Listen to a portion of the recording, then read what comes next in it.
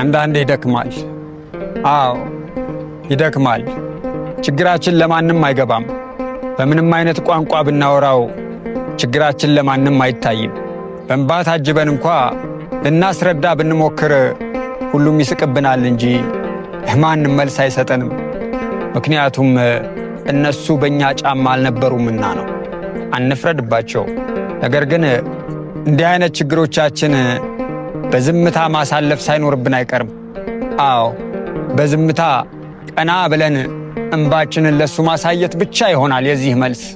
ምክንያቱም ሰው ሊመልሰው የማይችል ሐዘን አለን፣ ለሰው ሊገባ የማይችል ህመምም አለንና ነው።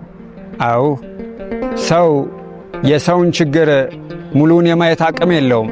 ምክንያቱም ሰውን ሙሉ ለሙሉ መረዳት የሚችለው አምላክ ብቻ ስለሆነ ነው።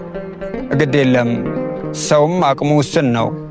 የእኛን ችግር መመለስም ሆነ ማስተካከል የሚችለው እርሱ ብቻ ነው። ወደ እርሱ ቀና እንበል።